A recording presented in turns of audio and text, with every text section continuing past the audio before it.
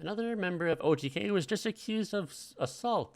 This time the worst kind of assault, I mean, I guess next to murder. Rich Campbell, a founder of OTK, just had one of his friends with benefit from a year ago come out and say that he sexually assaulted her and finished inside her without her consent. So all these accusations took place over 2 days, so I'll start from the top. It seemed to start when his current girlfriend, Mia Malkova, was on a podcast talking about how he seems to find pregnant women really attractive. Like, it blew up on TikTok, and then he talked about it on Twitter.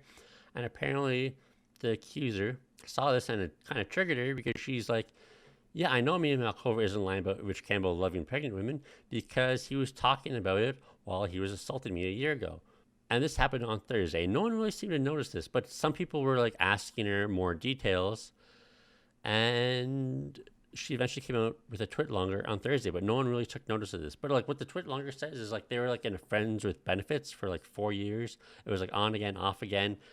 And in 2021, she kind of realized that he was kind of a douchebag and treating her really poorly, so she kind of broke off that arrangement. But all that year, he kept on asking her every time they're in the same city to like get together and hook up, and she kept saying no. However, when she went to New York, where he lived, he asked for her to come over so that they could like talk about the relationship, because it ended on a sour note, and he kind of wants to apologize. She's like, I don't feel comfortable going over to your place this late. He's like, well, we can go to this public place in my apartment building and talk. So she's like, okay, I guess we can do that. And then eventually he convinces her like, oh, now that you're here, you should just come up to my bedroom, because we've been talking more, so we need to talk even more up there.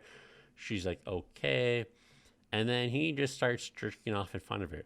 And then he keeps trying to take off her clothes. She keeps saying no. And then she says he spins her around and finishes inside of her. Now, there is like kind of something missing in the middle to how she goes from fully clothed to being finished inside of. But I mean, you can fill in the blanks.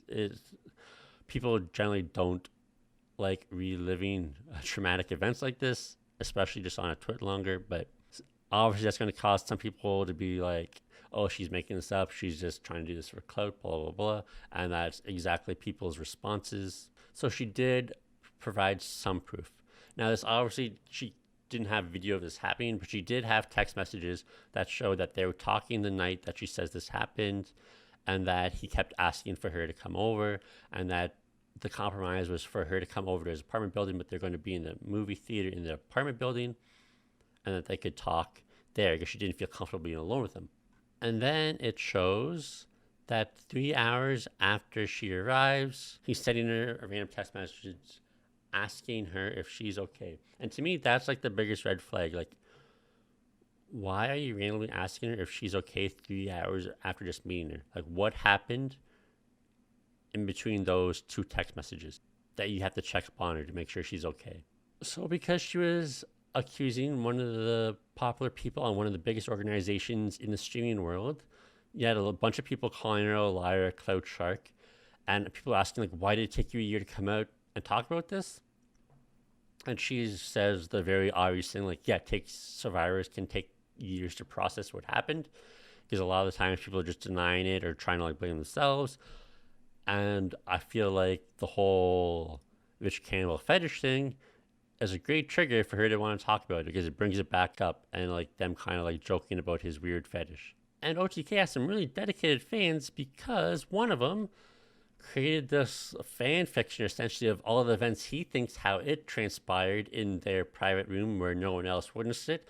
So obviously he can piece together all these clues, and then went to like every board that is like somewhat related to this and put his theory out on how she's actually just lying and making it all up, and actually how she just regrets her relationship and is now trying to take him down for whatever reason. And even so much so as pretty much putting out a statement himself on the Asmongold subreddit. Luckily, the subreddit seemed to just like laugh at him, saying like, why is a Twitch viewer putting out a statement of his own? But yeah, there's some real crazy people out there. And this is why so many people have a hard time coming out accusing people, because they have to deal with like insane people in their mentions. But Richard Campbell did come out and make a statement saying that he will share his side of the story, but he needs some time. And OTK has requested that he resign, so he did. And then OTK Cameron just said, yeah, he resigned. But what I don't get is like he resigned from OTK, but he's also a founder and he owns a share of OTK. So is he still part owner? Are they buying him out? Is that going to be something to discuss about in the future? Or is this just like a PR resignation where he'll be back in a couple of weeks when this all blows over? Like, unfortunately, if he just denies this all, I feel like he'll be like all the other guys who have had sexual assault allegations levied against him. This is being obviously one of the most severe cases because this is just like straight up rape, if it's true. And if he just denies it all, he could probably just stream in a couple of weeks and be fine. Just put it in like sub only mode, and eventually people will forget about this. But like, her story doesn't sound that outlandish. Her story sounds very plausible to me, where a guy wants to sleep with his friends with benefits. She says no. He gets her together in an open place, and then he just keeps trying to push her one step further. She's like, oh yeah, just come over. We can just talk. We'll be in a public place. Oh, just come up to my room. Like, we're having a good conversation. You'll be fine. And like, it's clear that they were together on that night. Whether or not it happened, obviously, I don't know. But it just doesn't feel like this is going to turn out well for Rich Campbell. Like, I have a hard time not believing what she's saying. This speaks true to me,